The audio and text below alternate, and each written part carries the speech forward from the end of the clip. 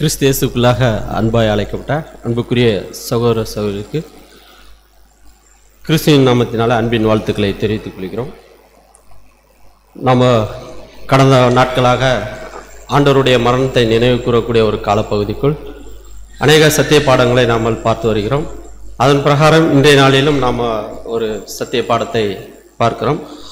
இது நினைவு கூறுதலின் அடையாளங்கள் என்ற ஒரு தலைப்பின் கீழாக நாம் பார்க்கிறோம். ஏற்கனவே நம்ம நினைவு கூறுதலின் இது 2 எம்ப்ளம்ஸ் இதை பற்றி தானே பார்த்தோம். அது ரிலேட்டடாக தான் இருக்கும் என்பதை சொல்கிறோம். மத்தியில் உங்களுக்கு தெரிவித்துக் கொள்கிறோம். சப்ஜெக்ட் பாடத்தை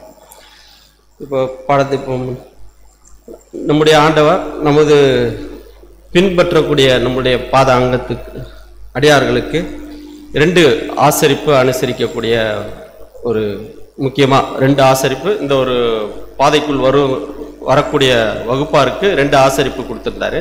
அதில் ஒன்று ஞானஸ்நானம் இல்லைங்களா, 2வது அவருடைய மரணத்தை நினைவு கூறக்கூடிய ஒரு ஞானஸ்நானத்தில் நம்ம என்ன பண்ணுறோம், உடன்படிக்கை போடுறோம். மரணத்தை நினைவு கூறுறதுனால அதை ஒரு புதுப்பித்தலுக்கு கொண்டு போகிறோம் இல்லைங்களா, அந்த ஒரு காலம்.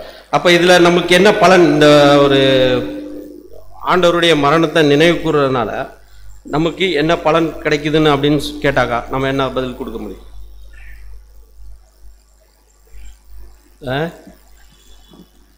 நம்மளுடைய அழைப்பை உறுதிப்படுத்தி கொள்கிறோம். 2வது அவருடைய மரணத்தை நினைவு கூறுறதுனால ஆண்டவருடைய கடைசி வார அந்த உடைய சூழலில் அவர் பட்ட பாடுகள் மூலமாகவும் அவர் பட்ட கடைசி விசேஷித்த வழக்குகள் சோதனைகள் இதெல்லாம் அவர் பட்ட அந்த ஒரு செயல்பாட்டுக்குள்ளே போனதுனால அதை நம்ம தியானிக்கிறதுனால நம்மளுடைய அடுத்து நம்ம என்ன ஊழியங்களில் அவரோட உடன் ஊழியம் பண்ணுறதுக்கு அதை ஒரு உறுதிப்படுத்தக்கூடிய ஒரு சாதனமாக இருக்குது. அர்ப்பணிப்பின் வாழ்க்கையை நம்ம இன்னும் பலப்படுத்தக்கூடிய ஒரு இது அடையாளமாக இருக்குது ஒன்று. 2வது அவருடைய அடிச்சுவடை பின்பற்றுவர்களுக்கு 2வது என்னன்னாக்கா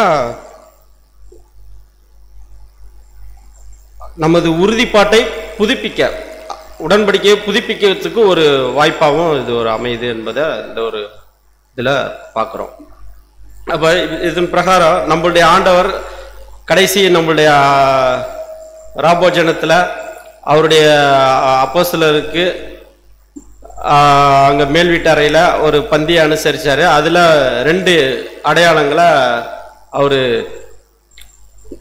ஏற்படுத்தி அதை தம்முடைய சீசர்களுக்கு அதோடைய அர்த்தங்களை என்னன்றதை விவரித்து சொல்லியிருந்தார் இல்லைங்களா. அதன் பிரகாரம் நம்ம பார்ப்போம் நினைவு கூறும் அடையாளங்கள். அதில் 2 அடையாளம் என்னென்ன அடையாளம், அப்பவும் திராட்சை ரசமும் இல்லைங்களா. ஆனால் இன்னொரு ஒரு அடையாளம் இருக்கு. இது வசனம் வாசிச்சிரும். மத்தேயு 26ஆம் அதிகாரம் 26 மற்றும் 28 வசனங்கள். அவர்கள் போஜனம் பண்ணுகையில் இயேசு அப்பத்தை எடுத்து ஆசீர்வதித்து அதை பிட்டு சீஷர்களுக்கு கொடுத்து, நீங்கள் வாங்கி புசியுங்கள், இது என்னுடைய சரீரமாய் இருக்கிறது என்றார். பின்பு பாத்திரத்தையும் எடுத்து ஸ்தோத்திரம் பண்ணி அவர்களுக்கு கொடுத்து, நீங்கள் எல்லாரும் இதிலே பானம் பண்ணுங்கள், இது பாவ மன்னிப்பு உண்டாகும்படி அநேகருக்காக சிந்தப்படுகிற புது உடன்படிக்கைக்குரிய என்னுடைய இரத்தமாய் இருக்கிறது. அப்போ 2 அடையாளங்களை இது பண்ணார். அப்போ ஒன்று அப்பம் மற்றும் திராட்சை ரசம் இது. அப்போ இன்னொன்று ஒரு அடையாளம் ஒன்று இதில் இருக்கு இல்லைங்களா, ஒரு அடையாளம் இருக்கு. என்ன அடையாளம் இருக்கு? பாத்திரம் இல்லைங்களா. ஆனா பாத்திரத்தை நம்ம ஒரு அடையாளமா கருத்தில் எடுக்கிறோமா அப்படின்னா இல்லை. ஆனா பாத்திரத்துக்கு உள்ள இருக்கக்கூடிய இன்டெப்த் அந்த ஒரு ரத்தத்தை தான் ஆண்டவர் அடையாளமாக பயன்படுத்த. அப்படிதான் 2 அப்பவும் மற்றும் அவருடைய ரத்தத்தை அடையாளமாக சொல்லியிருக்கிறார் இல்லைங்களா. அடுத்தது நம்முடைய ஆண்டவர் நமக்காக பிற்கப்பட்டாரா? வசனவாசிலாம் 1 கொரிந்தியர் 11ஆம் அதிகாரம் 24ஆம் வசனம். ஸ்தோத்திரம் பண்ணி அதை பிட்டு நீங்கள் வாங்கி புசியுங்கள், இது உங்களுக்காக பிற்கப்படுகிற என்னுடைய சரீரமாக இருக்கிறது, என்னை நினைவு கூறும்படி இதை செய்யுங்கள் என்றார். அப்போ நமக்காக நொறுக்கப்பட்டாரா அப்படின்னு கேள்வி கேட்டால் நம்ம என்ன பதில் சொல்லலாம்? ஆமான்னு சொல்லிடலாம் இல்லைங்களா? ஏன்னா பிற்கப்பட்டான்னு வசனம் இருக்கு. ஆனால் இதில் என்னன்னாக்கா அப்போ பவுல் தான் இந்த இது பேசுறாரு. இதில் உங்களுக்காக பிற்கப்படுகிற என்னுடைய சரீரமா இருக்கிறது. அப்போ பிற்கப்படுகிற என்னுடைய சரீரமா இருக்குதுன்னாக்கா அப்போ சரீரத்தை பிற்கிறதுனால நம்மளுக்கு அதுல பங்கு இருக்கா? அப்பத்துல பங்கு நம்மளுக்கு ஒரு பாட்டு இருக்கா அப்படின்னா அப்பத்துல நம்மளுக்கு பாட்டு இல்லை. அப்படின்னா நம்ம இதை கொஞ்சம் விவரமா பார்க்கணும். இதுல வந்து மற்ற 3 சுவிசேஷத்திலையும் இதை பத்தி கொடுத்துருக்குது. மத்தேயு 26ஆம் அதிகாரம் 26ஆம் வசனம் வாசிக்கிறோம். அவர்கள் போஜனம் பண்ணுகையில் இயேசு அப்பத்தை எடுத்து ஆசீர்வதித்து அதை பிட்டு சீஷர்களுக்கு கொடுத்து, நீங்கள் வாங்கி புசியுங்கள், இது என்னுடைய சரீரமாய் இருக்கிறது என்றார். இதுல பாருங்க, பிற்கப்படுகிற வார்த்தை இல்லை, ஆனா அப்பத்தை பிட்டுன்னு இருக்கு இல்லைங்களா? அடுத்தது மார்க்ல வாசிக்கிறோம் பாருங்க. மார்க் 14ஆம் அதிகாரம் 22ஆம் வசனம். அவர்கள் போஜனம் பண்ணுகையில் இயேசு அப்பத்தை எடுத்து ஆசீர்வதித்து அதை பிட்டு அவர்களுக்கு கொடுத்து, நீங்கள் வாங்கி புசியுங்கள், இது என்னுடைய சரீரமா இருக்கிறது என்றார். இதுலயும் அப்படிதான் இருக்கு. அடுத்து லூக்கால பார்ப்போம். லூக்கா 22ஆம் அதிகாரம் 19ஆம் வசனம்.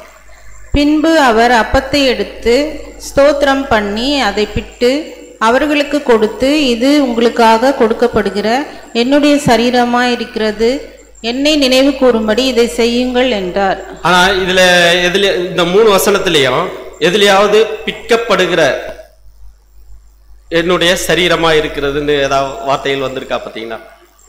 வரல. அப்போ பவுல் மாத்திரம்தான் அந்த ஒரு இதுல பதிவு பண்றாரு. அப்ப இதனுடைய அர்த்தம் என்னன்றதை நம்ம பார்க்கணும். அப்ப பிற்கப்படுதல் அப்படின்னா நமக்காக அவரு பிற்கப்படலை அப்படின்றத முழுமையா நம்மளுக்கு இருக்கு. ஆனா பிடுதல் அப்படின்னா என்னன்றது ஸ்ட்ராங் கன்கார்டன்ஸ்ல போய் பார்த்தாக்கா அதுக்கு என்ன இது கிரேக்க பதம் வந்து கேலோ என்ற ஒரு படம், KLAO என்ற பதம் கொடுக்குறாங்க. அதில் ஸ்ட்ராங் கன்கார்டன்ஸ் நம்பர் வந்து 2806. இதில் வந்து ரொட்டியை உடைப்பதற்கான ஒரு இதுதான், அவ்வளோதான் அதோடைய பொருள் கொடுத்துருக்கு. ஒரு உடைக்கிற அந்த ஒரு ஃபார்மட் தான். அப்போ பிற்கப்படுகிற அப்படின்றத இல்லை. ஆனால் இது வந்து மொழிபெயர்ப்பையுடைய பிழையை தான். இது ஒன்று தெரிஞ்சுக்கக்கூடிய ஒரு இதுதான் நம்ம இதில் பார்க்குறோம். ஆனால் நம்ம வந்து அப்பத்தை எடுத்து பிட்டு அதை ஆசீர்வதித்து, அப்போ நம்ம இந்த நினைவு கூறக்கூடிய ஒரு நினைவு கூறும்போது அப்பத்தை பிடணுமா?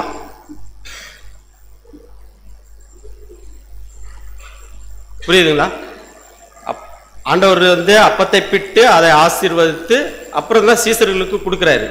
அப்போ பிடுதல் அப்படின்னும் போது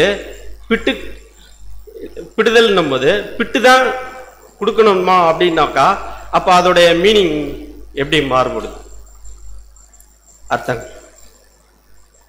அதுதான் ஸ்ட்ராங் கன்கார்டன்ஸ்ல பார்த்தோம். பிடுதலுக்கான இது மீனிங் வந்து ஜஸ்ட் உடைச்சு கொடுக்குறாரு, அவ்வளோதான். அது வந்து நமக்கான பிடுதல்னும் போது நமக்கு ஒரு பாட்டு இருக்கணும். ஒன்று அது வந்து ஒரு குறியீடு மாதிரி ஒரு இல்லை, அதை வந்து சும்மா ஒரு பிடுதல் ஃபார்மாலிட்டி மாதிரி வச்சிருக்காரா, இல்லை அது ஒரு அடையாளமா? பிடுதல்ன்றது ஒரு அடையாளமா அப்படின்னு பார்த்தாக்கா அடையாளம் கிடையாது. அது பார்த்துட்டோம். எந்த வசனத்துலையும் இல்லை. ஏன்னா ஆண்டவருக்கு மட்டும்தான் அந்த ஒரு அப்பத்தில் பங்கு இருக்குன்றது. அப்போ பிடுதல்ன்றது எப்படி, எதன் அடிப்படையில் அவர் அந்த இது கொடுத்துருப்பாரு அப்படின்றத நம்ம பார்க்கும்போது அப்போ வந்து முழுமையான அப்பந்தான் இல்லைங்களா? அது அவருக்கு தான் சார்ந்தது. ஆனால் பிடுதல் நம்ம சபைக்கு எந்த விதமான இது பங்கு இல்லை. அப்போ பிடுதல்ன்றது வந்து ஒரு டெம்பரரி. ஆனால் அப்போஸ்தலருக்கு அவர் வந்து கொடுக்கும் போது எப்படி ஷேர் பண்ணியிருக்கலாம்? அந்த ஒரு பந்தியில் உட்காரும் போது சரி அதை அப்படி ஷேர் பண்ணுற ஒரு மெத்தடுக்காக அது ஒரு என்ன சொல்லலாம், ஒரு வசதிக்காக அது சாப்பிடக்கூடிய ஒரு இதுக்காக விட்டுருக்கலாம். ஆனால் அது கடந்த வருடம் நம்ம எப்படி அனுசரித்தோம்? பிட்டு அனுசரித்தோமா? இல்லை. பழைய சகோதரர்களுக்கு தெரியும். அதுக்கு முன்னாடி எப்படி அனுசரித்தோன்றத அதில் கடந்த வருடம் வந்து எனக்கு அதில் ஒரு டவுட் வந்துச்சு. என்னடா இது இப்படி புட்டு வசனம் இருக்கும்போது நம்மளுக்கு ஆனால் இந்த சப்ஜெக்டை படிக்கும் போது தான் ஓஹோ பிடிதல் இல்லை, அது ஆண்டவருடையது. அதே போல் நம்மளுக்கு 2 எம்ப்ளம்ஸ்ன்ற ஒரு சப்ஜெக்ட் கேட்கும் போதும் அதோடைய டெப்த் மீனிங்கும் நம்மளுக்கு கிடச்சிச்சு. அப்படின்னும் போது அப்போது வசனங்கள் என்ன சொல்லுதுன்னாக்கா, விடக்கூடிய எந்த விதமான இதுவும் இல்லை. யோவான் நம்மளுடைய ஆண்டவர் வந்து பரமேறும் போது கூட சீசர்கள்ட்ட என்ன சொல்றாரு, நான் கொஞ்ச காலம் உங்களோட இருக்க மாட்டேன், அதனால நீங்க அது சீசர்களுக்கு ஒரு கலக்கம் உருவாகுது. அப்ப அதுக்கப்புறமும் வசனங்கள் பார்க்கும்போது ஆண்டவருடைய பஸ்கா ஒரு ஆட்டுக்குட்டி இல்லைங்களா? யோவான் 19ஆம் அதிகாரம் 33-36 வசனங்களை வாசிப்போம். அவர்கள் இயேசுவினிடத்தில் வந்து அவர் மரித்திருக்கிறதை கண்டு அவருடைய கால் எலும்புகளை முறிக்கவில்லை. ஆகிலும் போர் சேவகரில் ஒருவன் ஈட்டினாலே அவருடைய விழாவில் குத்தினான். அப்போ கால் எறும்பும் முறிக்கப்படலை. அப்போ முழுமையான அப்பம் தானே தவிர அதை படக்கூடிய எந்த ஒரு ஸ்தாபனமும் கிடையாது. அதனால அதுல எந்த விதமான நம்மளுக்கு டவுட்டும் இருக்கிற. அதே போல இன்னொரு வருஷம் இது யோவான் சொல்லும் போது கூட 1 யோவான் 29 1 கொரிந்தியர் 5:7 ஆகையால் நீங்கள் புளிப்பில்லாதவர்களாய் இருக்கிறபடியே புதிதாய் பிசைந்த மாவாய் இருக்கும்படிக்கு பழைய புளித்த மாவை புறம்பே கடித்து போடுங்கள். ஏனெனில் நம்முடைய பஸ்காவாகிய கிறிஸ்து நமக்காக பலியிடப்பட்டிருக்கிறாரே. அப்போ ஒரே அப்பந்தான், அதுல வந்து எந்த மாதிரி பிடுதலுக்கான இதுவும் இல்லை. அதே போல யோவான் சொல்லும் போது கூட இதோ தேவ ஆட்டுக்குட்டி, அவ்வளோதான், சிங்குலராக தான் அவர் அந்த இதில் அட்டாச் பண்ணுறாரு. அதே போல் யாத்ராகமம் 12:46 பார்க்கும்போது கூட மாம்சம் வீட்டில் கொண்டு போகக்கூடாது, அதில் ஒரு எலும்பையும் முறிக்கக்கூடாது. அப்போ வந்து முறிச்சாருன்னும் போது நம்மளுக்கு வந்து அந்த ஒரு பாட்டில் சபைக்கு ஒரு பங்கு வர மாதிரி ஒரு கான்செப்ட் உருவாகுது. புரியுதுங்களா? அதனால அந்த வந்து முறிவு இல்லைன்றத நம்ம இப்போ என்னாகமம் 9:12 கூட நம்ம பார்க்கும்போது விடியற்காலம் மட்டும் அதை ஒன்றும் மீதியாக வைக்கக்கூடாது, பஸ்கா சகல முறைமையின்படியும் அதை ஆசரிக்க கடவுள், எலும்பையும் முறிக்கக்கூடாதுன்னு தான் அங்கேயும் கட்டளை கொடுக்குறாரு. அப்போ இந்த 1 கொரிந்தியர் மட்டும் 11:24 மட்டும் நம்மளுக்கு என்ன சொல்லுது, உங்களுக்காக பிற்கப்படுகிற என்னுடைய சரீரம். இது வந்து மொழிபெயர்ப்புடைய பிழை. ஏன்னா இது திருவிழியத்தில் வாசிக்கும் போது பாருங்களேன், 1 கொரிந்தியர் 11:24 வாசிங்க. கடவுளுக்கு நன்றி செலுத்தி அதை பிட்டு, இது உங்களுக்கான என் உடல், இதை என் நினைவாக செய்யுங்கள் என்றார். அவ்வளோதான், என் உடல், அவ்வளோதான், முடிஞ்சி, என்னுடைய சரீரம், அவ்வளோதான். அப்போ பிற்கப்படக்கூடிய இது இல்லை. இது கேஜேவி மொழிபெயர்ப்பில் மட்டும்தான் இந்த ஒரு பிழை இருக்குன்றத நம்ம தெரிஞ்சு வைப்பது நல்லது. அடுத்தது இந்த அடுத்த அடையாளம் என்னன்னாக்கா, இப்போ நினைவு கூறுதலுக்குள்ள நம்ம போகும்போது வருஷம் வருஷம் அனுசரிக்கிறோம் இல்லைங்களா, அதோடைய நோக்கம். அப்போ இதனுடைய இது வந்து இயேசுவை பிரத்யேகமாக நினைவு கூறுவதா, இல்லை அவருடைய பாத அங்கங்களை உடைய பங்கை நினைவு கூறுவதா? பாத அங்கங்களுக்கு ஒரு பங்கு இருக்கு இல்லைங்களா, அதுல அதை நினைவு கூறுறதா, இல்லை ஆண்டவராய் இயேசு கிறிஸ்து பிரத்யேகமாக நினைச்சு நினைவு கூறுவதா? கேள்வி. அது எப்படி அப்படின்னும் போது நம்ம இதை கொஞ்சம் டீட்டெயிலாக பார்ப்போம். இயேசு கிறிஸ்து பண்டிகையை என்னை நினைவு கூறும்படி தான் சொன்னார், நம்மை நினைவு கூறும்படி சொல்லலை. ஏன்னா இப்போ இதில் வந்து நம்ம ஒரு டவுட் வரும், நம்ம வந்து இயேசுடைய சரீரம் தானே, சரீராங்கம் தானே, அப்போ ஒரே பாடி தானே, ஒரே இது. அப்போ ஒண்டஸ்ல இருக்கும்போது அப்போ எல்லாரும் சேர்ந்து தானே வருது. அப்ப நம்மை நினைவு கூறும்படி தானே சொல்லியிருக்கணும் அப்படின்ற ஒரு இது வரக்கூடிய இது இருக்கு. ஆனா இதுல வசனம் தெளிவா இருக்கு. லூக்கா 22ஆம் அதிகாரம் 19ஆம் வசனம். பின்பு அவர் அப்பத்தை எடுத்து ஸ்தோத்திரம் பண்ணி அதை பிட்டு அவர்களுக்கு கொடுத்து, இது உங்களுக்காக கொடுக்கப்படுகிற என்னுடைய சரீரமாய் இருக்கிறது, என்னை நினைவு கூறும்படி இதை செய்யுங்கள் என்றார். என்னை நினைவு கூறும்படி செய்யுங்கள் என்று தான் ஆண்டவர் நம்மளுக்கு சொல்லியிருக்காரு. அப்ப ஆண்டவருடைய பலியின் ஜீவியம் எதற்கு அடையாளமாக இருக்குது என்று பார்த்தா, தியாக பலி வந்து எதற்காக அப்படின்னு பார்த்தா, ஒட்டுமொத்த உலக ஜீவனுக்காக அண்ட சராசரத்தின் ஒப்பந்தத்தின் ஒரு நோக்கமாக தான் இருக்குது என்பதை நம்ம பார்க்கிறோம். முதலாவது நோக்கம். இரண்டாவது, அவருடைய கிறிஸ்துவின் சரீரத்துக்காக அந்த ஒரு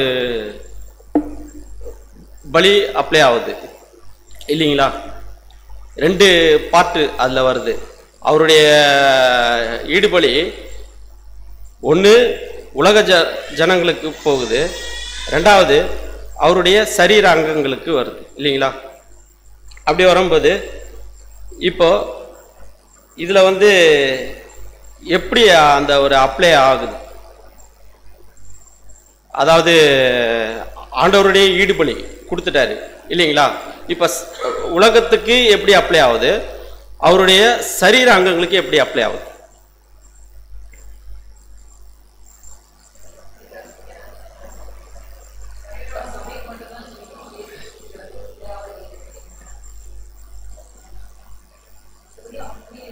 அதான் எப்படி அப்ளை ஆகுதுன்றது.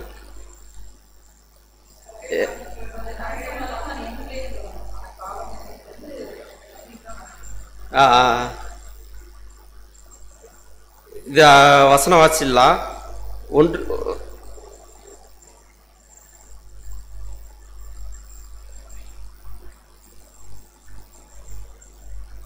எங்க பேக்ல போதா?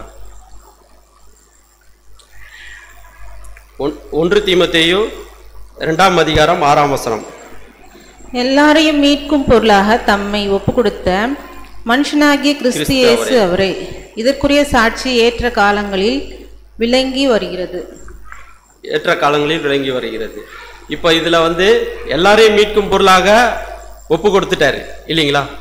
இப்போ அது ரான்சம் ஈடுபலி கொடுத்துட்டாரு. இப்போ சபைக்கு எப்படி இது அப்ளை ஆகுது அப்படின்னா, சபை வந்து ஒரு தனிப்பட்ட ஒரு ட்ராக்கா அப்போன்றது வந்து அவருக்கு எல்லாருக்கும் இல்லைங்களா? அப்போ சபைக்குன்றது எப்படின்றத இது வந்து சில எப்படி சொல்றாங்கனாக்கா, மத்தேயு 11ஆம் அதிகாரம் 13-15 வசனங்களை வாசிப்போம். 13-15. நியாய பிரமாணமும் தீர்க்கதரிசிகள் யாவரும் யோவான் வரைக்கும் தீர்க்க தரிசனம் உரைத்ததுண்டு. நீங்கள் ஏற்றுக்கொள்ள மனதாயிருந்தால் வருகிறவனாகிய எலியா இவன்தான். கேட்கிறதற்கு காதுள்ளவன் கேட்க கடவன். பாருங்க, ஆண்டவர் வசனத்தை கொடுத்துட்டாரு. இப்போ வருகிறவனாகிய எலியா, அப்ப இது ஒரு தனிப்பட்ட முறையில ஒரு அப்ளை ஆகுதா அப்படின்னு ஒரு ட்ராக் போகுது இல்லைங்களா? ஆனா அப்படி இல்லை. முதலாவது அவருடைய ஒட்டுமொத்த உலகத்துக்காக அவர் ஜீவனை கொடுத்தாரு. ரெண்டாவது அவருடைய சரீர அங்கங்களுக்கு கொடுக்குறாரு. இது எப்படி கொடுக்குறாருன்றது அப்போஸ்தலர் பவுல் வந்து இதுல ஒரு வசனத்தை கோட் பண்றாரு. 1 கொரிந்தியர் 10ஆம் அதிகாரம் 16ஆம் வசனம். நாம் ஆசீர்வதிக்கிற ஆசீர்வாதத்தின் பாத்திரம் கிறிஸ்துவினுடைய இரத்தத்தின் ஐஸ்வர்யமாய் இருக்கிறதல்லவா? நாம் பிட்கிற அப்பம் கிறிஸ்துவினுடைய சரீரத்தின் ஐக்கியமாய் இருக்கிறதல்லவா? இது அப்போஸ்தலர் பவுல் எப்படி கோட் பண்றாருன்னா, இது ஒரு ஐக்கியம் அப்படின்றத கோட் பண்றாரு. புரியுதுங்களா? இப்போ அப்போ ஆண்டவராய் இயேசு கிறிஸ்து வந்து அவர் தான் பலி, அவர் தான் ஒட்டுமொத்த உலகத்துக்கும் மீட்டெடுப்பு. அப்ப சபை எப்படி இதுக்குள்ள வருது அப்படின்னா, ஒரு ஐக்கியம் அப்படின்ற ஒரு இது மூலமாக உள்ள வருது. இந்த ஐக்கியம்ன்ற ஸ்ட்ராங் கன்கார்டன்ஸ் நம்பர் வந்து 2842. இதுல வந்து ஐக்கியம், ஒருங்கிணைதல் அப்படின்னு பொருள் கொடுக்குது. இதுல நமக்கு சபை எப்படி இது உள்ள வருதுன்னாக்கா, இயேசு கிறிஸ்துவிடம் ஐக்கியம் கொண்டிருப்பதால் கிறிஸ்தவர்கள் ஒரு ஸ்லாக்கியத்தை பெற்றுக்கொள்றாங்க. இப்போ வந்து ஆண்டவராய் இயேசு கிறிஸ்து கிட்ட நம்ம ஒரு ஐக்கியம் கொள்றதுனால ஒரு ஸ்லாக்கியம் நம்மளுக்கு கிடைக்குது. என்ன ஸ்லாக்கியம் கிடைக்குது?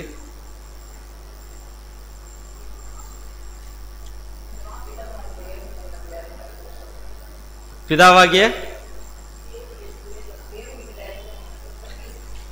பலி செலுத்தக்கூடிய சாக்கியம் கிடைக்கும். இப்ப இந்த ஐக்கியம் எப்படி வருது? ஆண்டவருடைய ஈடுபலியை விசுவாசிக்கிறதுனால நம்மளுக்கு அந்த ஒரு ஐக்கியத்துக்குள்ள வரோம்.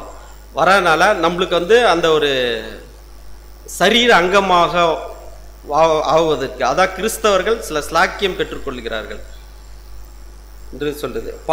கிறிஸ்தவர்கள் பாவ நிவாரண பலியின் சபையும் கூட பங்கு கொண்டுள்ளதை இந்த உபதேசத்தில் சில சகோதரர்கள் விசுவாசிக்கிறார்கள் என்பதை நம்ம இதுல குறிப்பிடுது. புரியுதுங்களா? இப்ப இந்த ஐக்கியத்துல நம்ம இருக்கவும் செய்யலாம், இல்லாமையும் போகலாம், இல்லைங்களா? அது ஏதாவது கட்டாயம் இருக்கா? கட்டாயம். அது அவங்க ஒன்று இருக்கலாம், இல்லை இல்லாமையும் போகலாம், இல்லைங்களா? இந்த ஐக்கியம் இது கொய்னோனியா என்ற ஒரு கிரேக்க பதத்திலிருந்து வந்தது. இது இன்னொரு வசனம் 2 கொரிந்தியர் 13ஆம் அதிகாரம் 14. இந்த ஒரு ஐக்கியம் எப்படி உருவாகுதுன்றத கொடுத்திருக்காரு. அப்போஸ்தலர் பவுல் சொல்லியிருக்காரு. கர்த்தராகிய இயேசு கிறிஸ்துவினுடைய கிருபையும் தேவனுடைய அன்பும் பரிசுத்த ஆவியினுடைய ஐக்கியமும் உங்கள் அனைவரோடும் கூட இருப்பதாக. ஆமீன். இப்ப இந்த ஐக்கியம் எப்படி உருவாகுது? எப்படி இது ஒரு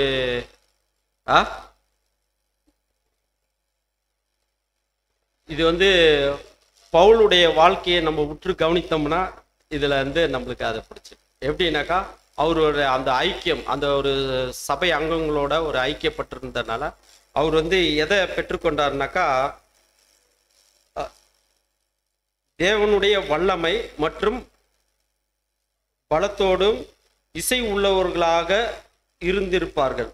ஆகவே அவர்கள் ஒருங்கிணைந்து பரிசுத்த ஆவியுடன் காணப்பட்டிருந்தார்கள். ஒரு பரிசுத்த தேவனுடைய வல்லமையும் பலத்தோட அவங்க கூடி இருந்தனால, ஒரு ஐக்கியத்துக்குள்ள இருந்தனால, அவங்க எதற்குள்ள இருந்தாங்கனாக்கா பரிசுத்த ஆவியினுடைய ஒரு ஆளுகைக்குள்ள இருந்ததாட்டு பிரதர் அங்க கோட் பண்றாரு. அத நம்ம ஒரு ஐக்கியப்பட்டு ஒரு ஒருங்கிணைந்து இருக்கக்கூடிய அந்த ஒரு செயல்பாடுக்குள்ள அவங்க இருக்காங்க, அதுல பாக்குறோம்.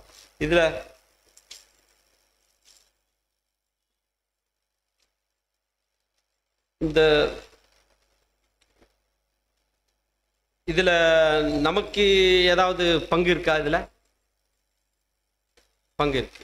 ஏன்னா கிறிஸ்துவோட நம்ம ஐக்கியப்பட்டிருக்கோம். அந்த ஒரு ஒழுங்கைக்குள்ள இருக்கனால நம்மள அந்த ஒரு வாய்ப்புக்குள்ள. ரெண்டாவது, யார் அந்த ஒரே அப்பம்? கேள்வி கேட்டா என்ன பதில் சொல்லலாம்?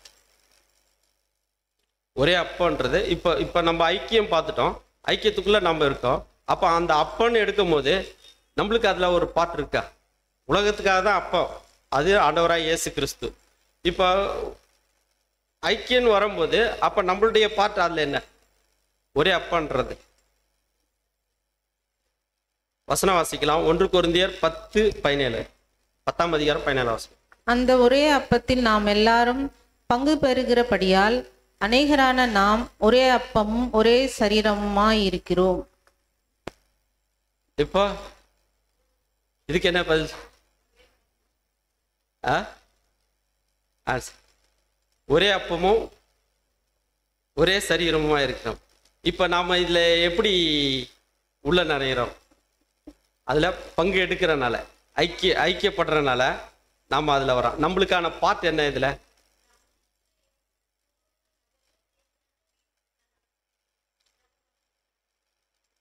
Okay sister.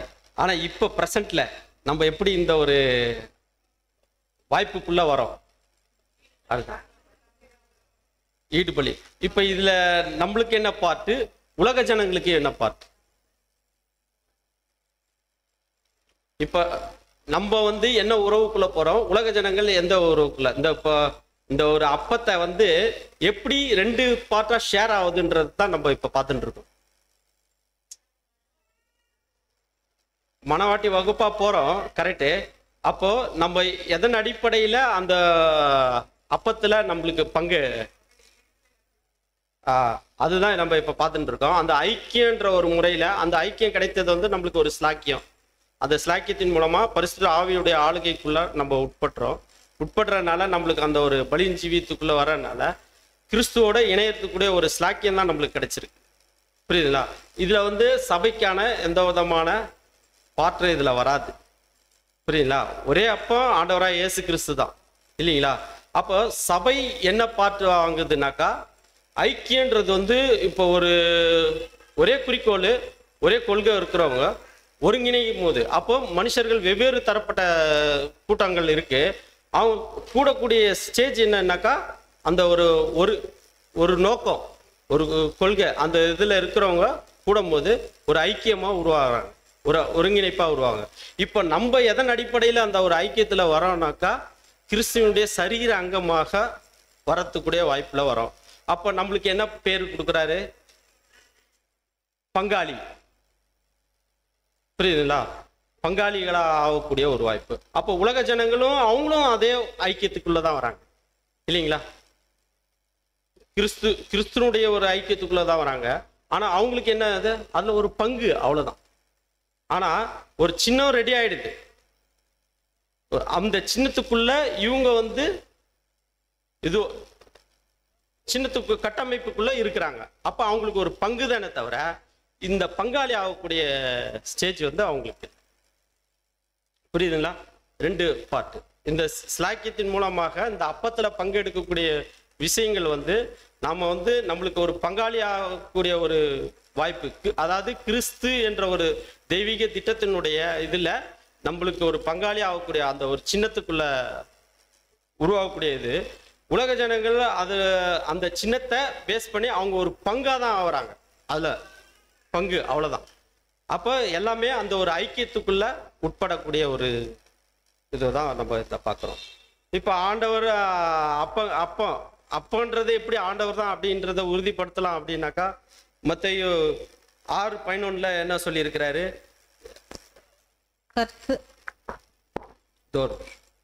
மத்தேயு 6:11 எங்களுக்கு வேண்டிய ஆகாரத்தை இன்று எங்களுக்கு தாரும். அப்ப ஆகாரம், சாப்பிடக்கூடிய ஆகாரம். இப்ப இந்த ஆகாரம் எதுக்கு தேவைப்படுது? ஜீவனுக்கு இல்லைங்களா? அப்ப ஜீவனுக்கும் அப்பம் தேவைப்படுது. அப்ப ஆண்டவர் ஜீவனுக்கான இதுன்றத ஊர்ஜனம் பண்றதுக்கு. அப்ப யோவான் 53 என்ன சொல்றாரு? அதற்கு இயேசு அவர்களை நோக்கி, நீங்க மனுஷகுமார் மாம்சத்தை புசியாமலும் அவருடைய ரத்தத்தை பானாமலும் இருந்தால் உங்களுக்குள்ள ஜீவன் இல்லை. அப்ப அப்பத்துக்கு பார்க்கும்போது அப்ப அவருக்கு கரெக்டா பொருந்தி வருதுன்றத நம்ம பார்க்குறோம். அப்பன்றது வந்து ஒரு மாம்ச ஜீவத்துக்கு ரொம்ப இன்றியமையாதது இல்லைங்களா? அதே போல 1 கொரிந்தியர் 10:17 நம்ம அதை பார்க்குறோம். ஒரே அப்பம் ஒரே சரீரமா இருக்கிறோம். அப்புறம் 6:35 இயேசு அவர்களை நோக்கி, ஜீவ அப்பம் நானே, என்னிடத்தில் வருகிறவன் ஒரு காலும் பசி அடையான் இல்லைங்களா? பார்க்குறோம். அடுத்தது யோவான் 6:51 நானே வானத்திலிருந்து இறங்கி வந்த ஜீவ அப்பம். அப்போ அவரை புசிச்சா நம்மளுக்கு ஜீவன் என்றென்றைக்கு உண்டு. அதே போல சமாரியா ஸ்ரீ கிட்ட சொல்லும் போது தண்ணீருக்கு ஒப்புமையாக சொல்லியிருப்பாரு, ஜீவ தண்ணீர் நிறுத்து. அப்ப தண்ணீரும் அப்பவும் ஒரு தொடர்புல ஒரு ஜீவனுக்குரிய ஒரு சாராம்சம். இது யாருக்கு தான் பொருந்தும் அப்படின்னு நம்ம பார்க்கும்போது நம்முடைய ஆண்டவராய இயேசு கிறிஸ்துக்கு மட்டும்தான் அது பொருந்தும். சபைக்கு இதுல எந்த விதமான பாற்று இல்லைன்றத நம்ம இதுல பார்க்குறோம். அதே போல யோவான் 6:51 நானே வானத்திலிருந்து சொல்றாரு. அப்போ மீட்கும் பொருள் யார் தான் கொடுக்க முடியும் ஆதாமுக்குனாக்கா? ஆண்டவராய இயேசு கிறிஸ்து மாத்திரம்தான். அப்ப நினைவு கூறும் ஒரு சின்ன என்னது? அப்பம் அப்படின்றது. அப்ப அங்க நடந்த சம்பவங்கள்ல பிடுதல், இந்த இதெல்லாம் வந்து நம்ம வந்து ஒரு இதுவாகவே எடுக்க வேண்டாம்ன்றத நம்ம இதை பார்க்குறோம். ரெண்டாவது பாத்திரத்தில் பார்க்கலாம். பாத்திரத்தை இந்த அர்த்தம் என்ன? பாடுகள் மொத்தம் எத்தனை வகை அங்க பாத்திரம்னு எடுத்துட்டா நம்ம என்னென்ன பாத்திரம் எடுக்கலாம்? லிட்டரான ஒரு பாத்திரம் எடுக்கலாம். அப்புறம் பாத்திரத்துக்குள்ள இருக்க ஒரு இன்டெப்த் பொருட்களை தாங்கக்கூடிய ஒரு பாத்திரம் எடுக்கலாம். மூன்றாவதாக கதாபாத்திரம், எனக்கு ஒரு பாத்திரம் அப்படியே எடுக்கலாம் இல்லைங்களா? அப்படி 3 ரைட்டிங்ஸில் எடுக்கலாம். பாத்திரம்னு நம்ம தொடர்பு படுத்தணும்னாக்கா இல்லைங்களா? இப்போ ஆண்டவர் சொல்லக்கூடிய பாத்திரம் எதுனாக்கா, முதலாவது சொல்லர்த்தமான பாத்திரம். அதை பத்திரப்படுத்துவதற்கும் மாற்றவும் ஒரு நேராக பாத்திரம்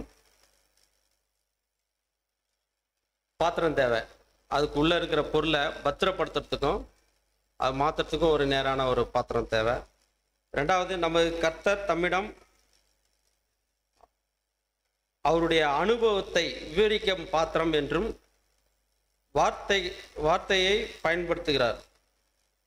சற்று விரிவான பொருத்தனையை நிறைவேற்றுவதாக என்பதையும் குறிப்பதாக உள்ளது. ரெண்டாவது ஒரு மீனிங் பாத்திரத்தை எடுக்கும்போது, நமது கர்த்தர் தம்முடைய அனுபவத்தை விவரிக்க பாத்திரம் என்ற வார்த்தையை பயன்படுத்துவதுடன் சற்று விரிவான ஒரு பொறுப்பினை நிறைவேற்றுவதாகவும் குறிப்பதாக உள்ளது. பாத்திரம்னு நம்ம எடுக்கும்போது அதோடைய டெப்த் மீனிங்னாக்கா அவருடைய வாழ்க்கை அனுபவங்களை நம்மளுக்கு குறிப்பதாக இருக்குது. இதில் ஆண்டவர்கிட்ட மகிமையில் போனீங்கன்னா யார் யாக்கோபும் யோவானும் அவர்கிட்ட கேள்வி கேட்பாங்க. ஒரு கேள்வி, ஆண்டவரே, மார்க் 10:38 வசனங்களை வாசிப்போம். இயேசு அவர்களை நோக்கி, நீங்கள் கேட்டுக்கொள்கிறது இன்னது என்று உங்களுக்கே தெரியவில்லை. நான் குடிக்கும் பாத்திரத்தில் நீங்கள் குடிக்கவும் நான் பெறும் ஸ்நானத்தை நீங்கள் பெறவும் உங்களால் கூடுமா என்றார். இப்ப நான் குடிக்கும் பாத்திரத்தில் நீங்கள் குடிக்கவும், அப்ப ஆண்டவர் என்ன பாத்திரத்துல என்ன இருந்தது? ரத்தம் இருந்தது இல்லைங்களா? அப்ப ரத்தம் குடிக்க கொடுத்தாரா? இல்ல எதை அவரு மைண்ட் பண்ணி சொல்றாரு? அவருடைய வாழ்க்கை அனுபவங்களை இல்லைங்களா? அப்ப நான் குடிக்கும் பாத்திரத்தில் நீங்கள் குடிக்கவும் நான் பெரும் ஸ்தானத்தை நீங்கள் பெறவும் உங்களால் கூடுமா அப்படின்னும் போது, இந்த ஒரு அவருடைய அனுபவங்களை ஷேர் பண்ணக்கூடிய, நான் படக்கூடிய அனுபவத்தை நீங்கள் பெற முடியுமா அப்படின்னும் போது, இந்த ஒரு இது சீசர் மத்தியில் அவருக்கு சொல்கிறாரு அந்த பாத்திரத்துடைய விளக்கங்களை. இது அநேக வாழ்க்கையின் அனுபவத்தை என்ற அர்த்தத்தை தருவதாக உள்ளது. இந்த வேண்டுகோள் எளிதில் கிடைச்சிச்சு. உடனே ஓகே கூடும் அப்படின்ட்டார் இல்லைங்களா? எப்படி இது உடனே கூடும்ன்ட்டு உத்தரவும் கொடுத்துட்டார். அப்போ கிறிஸ்தவ நடைப்பயணத்தில் சிரமங்களின் போது மகிமைக்கு ஆதரவாக கீழ்ப்படிதலும் உண்மையும் தேவை இல்லைங்களா? கிறிஸ்தவ நம்மளுடைய அந்த ஒரு பலியின் ஜீவியத்துக்குள்ள இறங்கும் போது நம்மளுக்கு என்ன மெயினாக தேவைப்படுது? கீழ்ப்படிதலும் உண்மையும் தேவை. இது இருந்துச்சுனாக்கா நம்ம அடுத்தது என்ன பண்ணுறோம்? ஆண்டவர்கிட்ட வெகுமதியாக என்ன வாங்குறோம்? அவருடைய இரக்கத்தை வாங்குறோம் இல்லைங்களா? அப்போ இந்த இரக்கத்தை வாங்கி அதுக்கப்புறம் நாம் அந்த ஒரு இரக்கத்தை வாங்கி அப்படியே சும்மா இருக்க முடியுமா? நம்ம என்ன செய்யணும்? மிகுந்த முயற்சிகள் எடுக்கணும். அப்படி எடுத்தது தான் வசனம் யோவான் 18ஆம் அதிகாரம் 11ஆம் வசனம் பார்க்கலாம். அப்பொழுது இயேசு பேதுருவை நோக்கி, உன் பட்டயத்தை உரையிலே போடு. பிதா எனக்கு கொடுத்த பாத்திரத்தில் நான் பானம் பண்ணாதிருப்பேனோ என்றார். அப்போ பாத்திரம் பாருங்க. அப்போ ஆண்டவருடைய மைண்ட் செட்டப் எப்படி இருக்கு? அந்த ஒரு முயற்சியில அவர் ஒரு வைராக்கியத்துல குறிக்கோளா இருக்கிற. இப்ப இதே போல நாமளும் அந்த ஒரு இந்த ஒரு பாடுகளுடைய விஷயத்துல நாம அந்த ஒரு குறிக்கோளோட செயல்படணும்ன்றத பார்க்குறோம். அதே போல பர்னபா பவுலோ இது உபதேசம் பண்ணும்போது பர்னபாவை என்ன சொன்னாங்க? யூபித்தர் என்றும். பவுல் பிரசங்கம் பண்ணனால அவருக்கு மெர்க்குரி என்றும் பேரிட்டாங்க.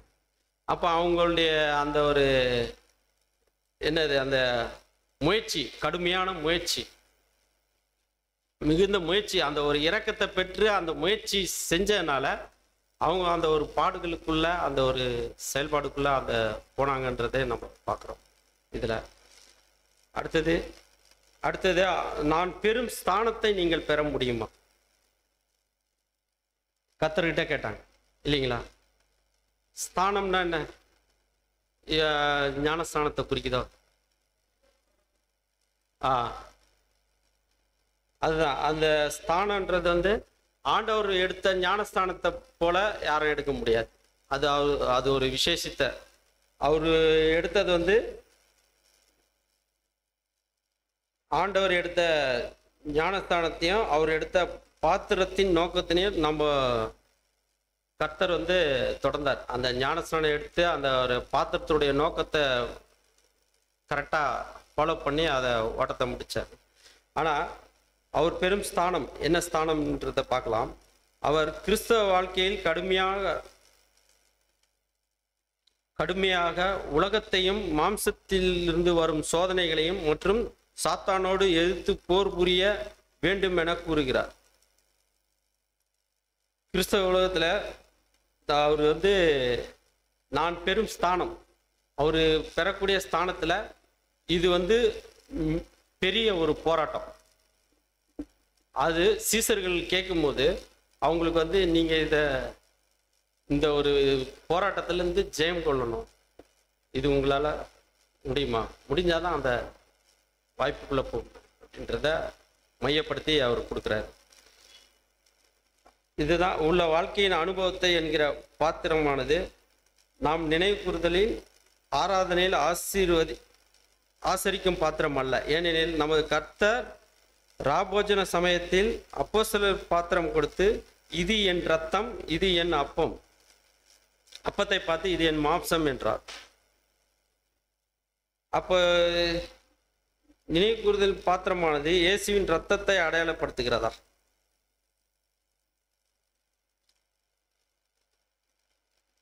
இப்போ நினைவு கூறக்கூடிய பாத்திரம் நம்ம நினைவு கூற வேண்டும். இப்போ இயேசு கிறிஸ்துனுடைய ரத்தத்தை அடையாளப்படுத்துதா இல்லை அவருடைய வாழ்க்கையின் ஜீவியத்தை அடையாளப்படுத்துதா? வாழ்க்கையின் ஜீவியம் வந்து அடையாளப்படுத்தாது, அதுதான் ரேன்சம் கொடுத்தாச்சு. இப்போ பாத்திரம் அவருடைய ரத்தத்தை தான் அடையாளப்படுத்தும், அதுக்குள்ளதான் இருக்கு அந்த இது. புரியுதுங்களா? இதுதான் அவர் வந்து கெர்செமனில கூட ப்ரேயர் பண்ணும்போது இந்த பாத்திரம் என்னை விட்டு நீங்க கூடுமானால் நீங்க, இது என்ன பாத்திரம்னாக்கா தன்னுடைய பின்னடியார்கள் வந்து அந்த ஒரு கீழ்ப்படிதலுக்குள்ள வரணும் அப்படின்றத மையப்படுத்துற. மார்க் 14ஆம் அதிகாரம் 38ஆம் வசனம் வாசிப்போம். இயேசு அவர்களை நோக்கி, நீங்கள் கேட்டுக்கொள்ளுகிறது இன்னது என்று உங்களுக்கே தெரியவில்லை. நான் குடிக்கும் பாத்திரத்தில் நீங்கள் குடிக்கவும் நான் பெரும் ஸ்நானத்தை நீங்கள் பெறவும் உங்களால் கூடுமா என்றார். அடுத்து மார்க் 14:36ஆம் வசனம். அப்பா பிதாவே, எல்லாம் உம்மாலே கூடும். இந்த பாத்திரத்தை என்னிடத்திலிருந்து எடுத்து போடும். ஆகிலும் என் சித்தத்தின்படி அல்ல, உம்முடைய சித்தத்தின்படியே ஆக கடவுது என்றார். இது வந்து எதை நினைச்சு குறிப்பிட்டிருப்பாரு அப்படின்னாக்கா தன்னுடைய சரீர அங்கங்களை நினைச்சு அவரு சில விஷயங்கள் பார்த்து கூறியிருப்பாருன்றது பிரதர் அங்க நோட் பண்றது. அவருடைய அனுபவங்களும் தொடர்ந்து இரத்தத்தில் அல்ல உண்மை உள்ளவர்கள் என்பதை நிரூபிக்க வேண்டியதை குறித்து, உண்மை உள்ளவர்கள் என்பதை நிரூபிக்கக்கூடியதை குறித்து அவரு அதை சொல்லியிருப்பாருன்றத சொல்றாரு. ஏன்னா யாக்கோபும் யோவானும் அது ஒரு சவால் என்பதை எடுத்துக்கினாங்க. அவங்க எப்படி அது ஒரு சவாலா எடுத்து அந்த ஒரு பாத்திரத்தில் பானம் பண்ணக்கூடிய ஒரு இதில் வரணுன்றத. இது கிறிஸ்தவ வாழ்க்கையில் கீழ்ப்படிதலின் கடுமையை பற்றியது, இயேசுவின் ரத்தம் அல்ல. அந்த ஒரு பாத்திரம்னு இது பண்ணும்போது அந்த ஒரு பாடுகள், அந்த ஒரு கடுமை, கிறிஸ்தவ வாழ்க்கைக்குரிய அந்த ஒரு கடுமையான ஒரு வாழ்க்கைக்குள்ள இது என்பதை தான் அது மையப்படுத்துறதை தவிர ரத்தம் வந்து அவருடைய ஈடுபலி, அந்த சாக்ரிஃபைஸ் அதை அடையாளப்படுத்துது. பரிபூர்ணமான ஆதாமுக்கு ஈடுபலியாக மாம்சமும் இரத்தமும் உடைய இயேசுவின் பாத்திரம் மீட்கும் பொருள் கொடுக்க முடியும். இயேசுவால மாத்திரம்தான் அதை பரிபூர்ணமான ஆதாமுக்கு ஒரு ஈடுபலியாக கொடுக்க முடியுமே தவிர இதில் எக்காலத்திலும் சரீர அங்கங்களுக்கு இது மணவாட்டி வகுப்பார் வந்து ஒரு அபூர்ணத்தில் இருக்கிறனால ஆதாமின் மீட்கும் பொருள் கொடுக்கும் விஷயத்தில் அவர்களுக்கு பங்கு பெற முடியாது அப்படின்றத பிரதர் அங்கே கோட் பண்ணுறாரு. இது என்னன்னாக்கா சபை வந்து இதில் வந்து ஒரு பார்ட்டு, அவ்வளோதான். இதில் வந்து சபை எப்படி அந்த ஒரு உள்ளே வருதுன்னாக்கா அதில் வந்து என் கையில் நான் எந்த விலையும் கொண்டு வரவில்லை. நம்மளுடைய இது என்னன்னாக்கா நம்ம எந்த விலையும் கொண்டு வரவில்லை, உம்முடைய சிலுவையில் நான் ஒட்டி கொண்டிருக்கிறேன். இதுதான் நம்மளுடைய பாட்டை தவிர நம்ம எவ்விதத்திலையும் அந்த ஒரு அப்பத்திலையும் ரத்தத்திலையும் நம்ம வந்து பங்கு அடைய முடியாது. இது தேவன் நம்மளுக்கு ஒரு கொடுத்த ஒரு ஸ்லாக்கியம். ரத்தத்தை பானம் பண்ணலாம், அந்த ஒரு அனுபவங்களை நம்ம எடுத்துக்கொள்ளலாம் அந்த ஒரு ஈடுபலியின் மூலமாக. இதுதான் நினைவு கூறுதலுடையக்கான அந்த ஒரு சின்னங்கள். அப்போ அதில் வரக்கூடிய அந்த ஒரு ஆசரிப்புக்குள்ள எந்த விதமான மற்ற செயல்பாடுகள் எதுக்குமே நம்ம வந்து அந்த அளவுக்கு நம்மளை ஒப்புமைப்படுத்தி கொள்ளக்கூடாது என்பதை சகோருடைய ஒரு விளக்கமாக இருக்கு. இதில் வந்து அப்போ பவுல் வந்து இதை தெளிவாக ஒரு வசனத்தில் கோட் பண்ணுறாரு. வாசிக்கலாம். 1 கொரிந்தியர் 11:26. ஆகையால் நீங்கள் இந்த அப்பத்தை புசித்து இந்த பாத்திரத்தில் பானம் பண்ணும் போதெல்லாம் கர்த்தர் வருமளவும் அவருடைய மரணத்தை தெரிவிக்கிறீர்கள். இதுதான் இதோடைய கன்க்ளூஷனான வசனம். இந்த பாத்திரத்தில் நம்மளை பானம் பண்ணும் போதெல்லாம் நம்ம இந்த ஒரு ஸ்லாக்கியத்தை பெற்றிருக்கிறோம். இந்த ஒரு ஸ்லாக்கியத்தில் நம்ம எப்போல்லாம் இந்த பானம் நம்ம ரொட்டீனாக பண்ணிக்கொண்டே இருக்கணும். பண்ணும்போதெல்லாம் அவருடைய மரணத்தை தெரிவிக்கிறேன். இதுதான் அவருடைய கன்க்ளூஷனான ஒரு வசன பகுதியாக கொடுத்து அப்போ பவுல் இதை கொடுத்து அவ்வளோதான். பாட சப்ஜெக்ட் முடிஞ்சுது. ஒரு சின்ன ஒரு கான்செப்ட் தான் இதில். அதுக்கான